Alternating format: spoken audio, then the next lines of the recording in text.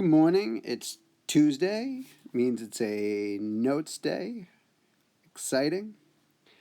Um, I hope you're all doing well and are adjusting to the new world of school and life that we're in the midst of now. Today we're talking about sector area and radian measure.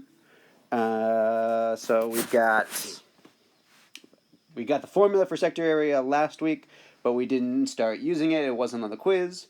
So we'll start looking at that formula for areas of the sector of a circle. And we'll also talk about radian measure. So far we've been measuring all of our angles in degrees. Now we're going to start talking about how we can measure angles in radians.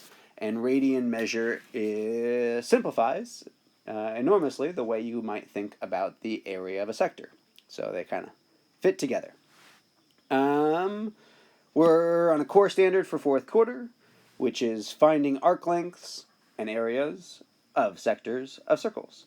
So we were talking arc lengths was the new piece last week, as well as kind of a review of radius, diameter, tangent, secant, sector, arc, etc.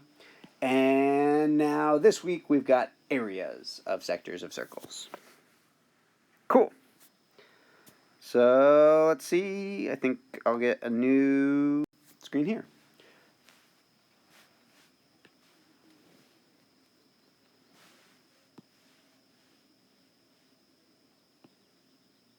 And there's me again. And let's talk about what we saw last week in terms of the kind of all the vocabulary that went into the notes. So we said this is a circle. The circle is the set of points that all lie equidistant from a given center. So that means that this distance from the center to anywhere on the circle is always the same. That distance from the center to anywhere on the circle has an important name. It's called the radius. This is all in the notes last week. Another important word we learned last week. Let's see. Last week we talked about... Oh, there I am. Okay, so last week we talked about central angles. So an angle that is formed at the center of a circle, which might look like that. So there's two radii.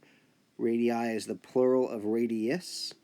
And then when you have an angle formed between two radii, that's called a central angle.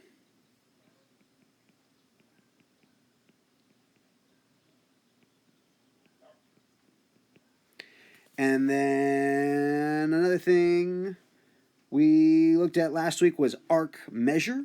So here, this central angle formed between two radii intercepts an arc of the circle.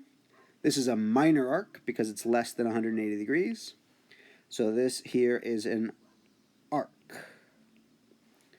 And the measure of the central angle would be the same as the measure of the arc. So let's pretend that this is about a 60-degree angle.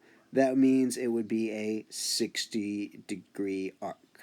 So the measure of the arc is the same as the measure of the central angle. Those two are equal. And that was on your quiz on Friday. Okay, so that was all old news. And then the last piece of old news, near the last piece of old news, is that in between this radius and this radius and this arc, this space is called a sector. So all of this space is called a sector of a circle. That's the sector. So an arc is a curved portion of a circle. A radius is a segment. Another radius is a segment. Because it's a circle, both radii must be the same length, and a radius and a radius and an arc enclose a space, an area, a slice of pie, and that's a sector. And we learned a formula last week for areas of sectors. We said, firstly, that the area of a sector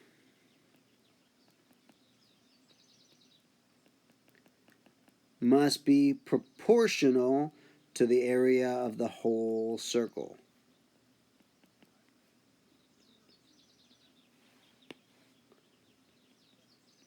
The entire circle. And that proportion is equal to the angle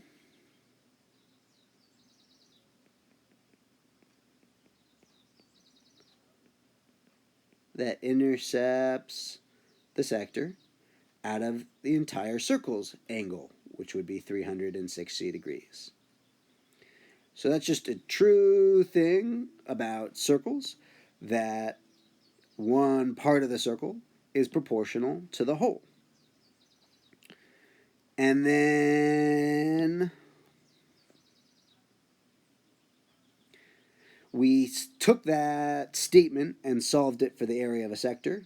So we can say, based on that statement, the area of a sector is equal to the area of a circle times the central angle. Let's name the central angle theta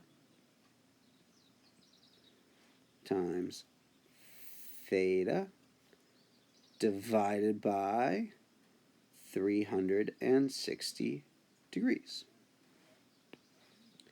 So that's our formula for the area of a sector of a circle.